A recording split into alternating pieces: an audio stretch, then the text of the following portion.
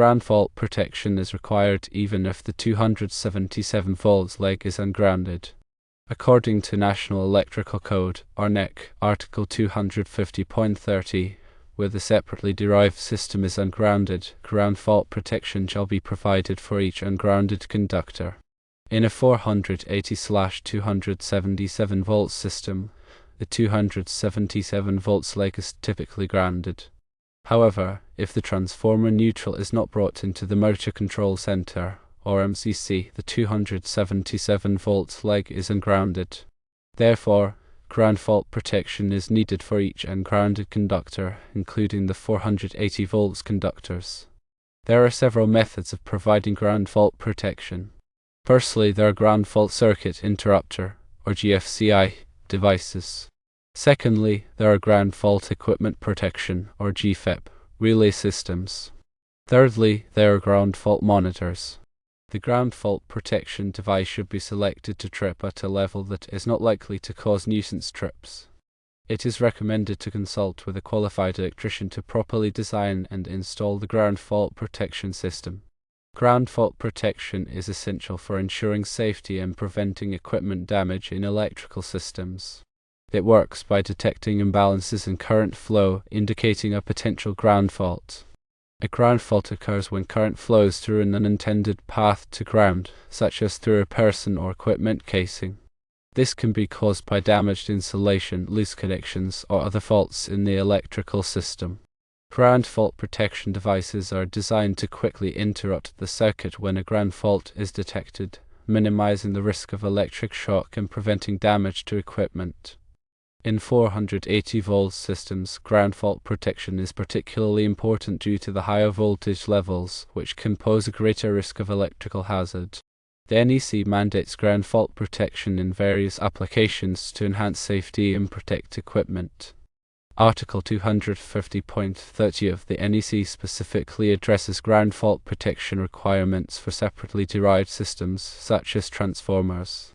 When a 480/277 volts transformer is used to supply power to a system, the 277 volts leg is typically grounded to provide a reference point for the system. However, in situations where the transformer neutral is not brought into the MCC, the 277 volts leg becomes ungrounded. In such cases, the NEC requires ground fault protection for each ungrounded conductor, including the 480 volts conductors. This is because an ungrounded system can experience voltage fluctuations and transient overvoltages, which can increase the risk of ground faults and equipment damage. Ground fault circuit interrupters, or GFCIs, are commonly used in residential and commercial applications to protect against ground faults. GFCIs work by monitoring the current flowing through the hot and neutral conductors. If there is a difference in current flow, it indicates that current is leaking to ground, and the GFCI will quickly trip the circuit to interrupt the flow of electricity. Ground fault equipment protection, or GFEP, relay systems are typically used in industrial and commercial applications to protect equipment from ground faults. GFEP systems use current transformers to monitor the current flowing through the conductors and a relay to trip the circuit when a ground fault is detected. Ground fault monitors are devices that continuously monitor the ground fault current in a system. If the ground fault current exceeds a predetermined threshold, the monitor will provide an alarm or trip the circuit. When selecting a ground fault protection device, it is important to choose a device that is appropriate for the specific application and that is properly sized to handle the fault current. The device should also be selected to trip at a level that is not likely to cause nuisance trips. Nuisance trips can occur when the ground fault protection device trips due to normal system conditions, such as motor starting or capacitor switching. To avoid nuisance trips, it is important to carefully consider the settings of the ground fault protection device and to coordinate it with other protective devices in the system. It is also important to consult with a qualified electrician to properly design and install the ground fault protection system. A qualified electrician can assess the specific requirements of the application and recommend the appropriate ground fault protection devices and settings. They can also ensure that the system is properly grounded and that all connections are made correctly. Proper grounding is essential for the effective operation of ground fault protection systems. Grounding provides a low impedance path for fault current to flow back to the source, which helps to ensure that the ground fault protection device will trip quickly and effectively. In addition to ground fault protection, it is also important to implement other safety measures to prevent electrical hazards, such as regular inspections of electrical equipment, proper maintenance of electrical systems, and training for employees who work with electricity. By taking these steps, you can help to ensure a safe and reliable electrical system. The NEC is a comprehensive set of standards for electrical installations. It is updated every 3 years to reflect changes in technology and best practices. It is important to stay up to date with the latest requirements of the NEC to ensure that your electrical systems are safe and compliant. Ground fault protection is a critical component of any electrical safety program. By understanding the requirements of the NEC and implementing appropriate ground fault protection measures, you can help to prevent electric shock and equipment damage.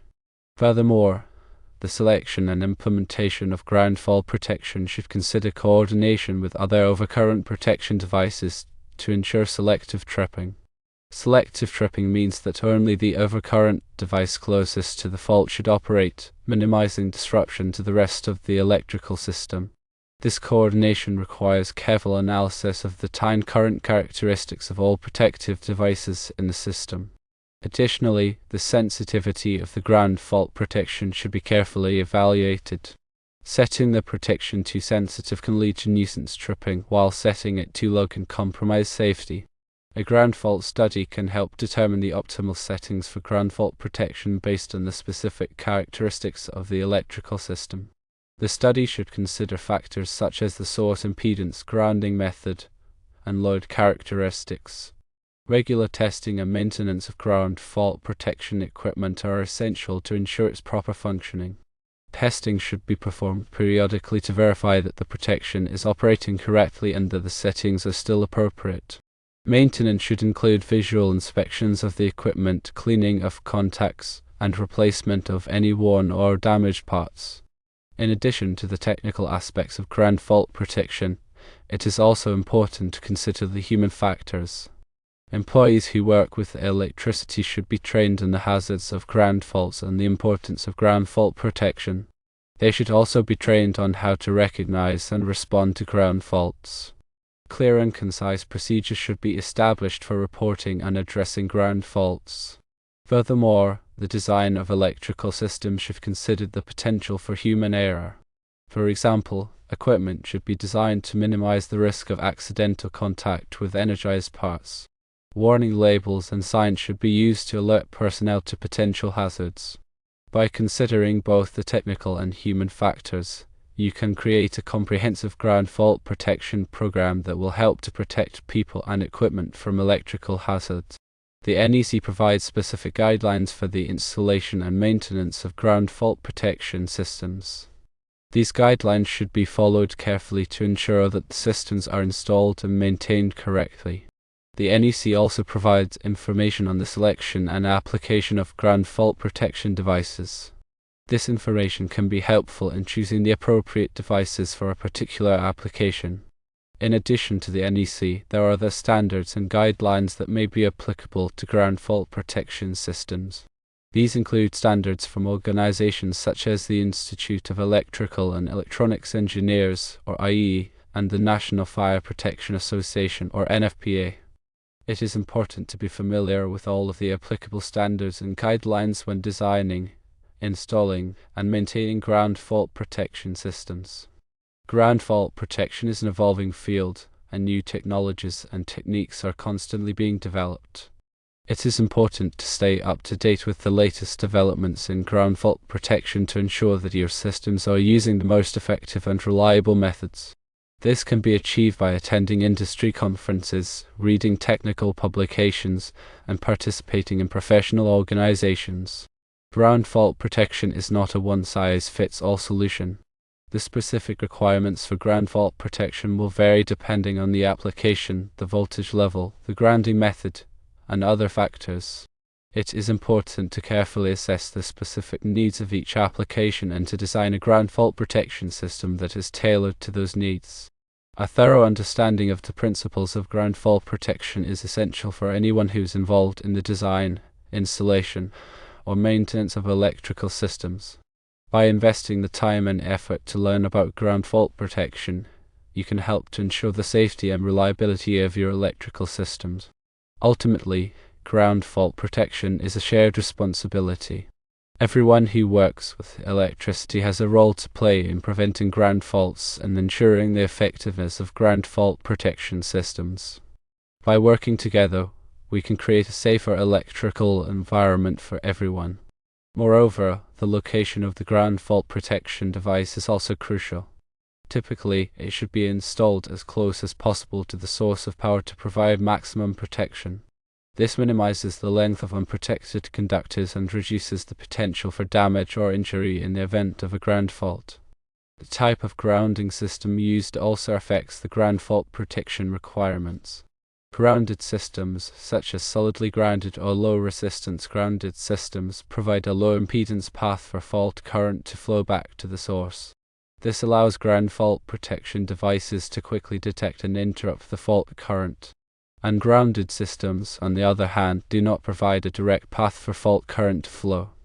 This can make it more difficult to detect ground faults, and it may require the use of more sensitive ground fault protection devices. The presence of harmonics in the electrical system can also affect the performance of ground fault protection devices.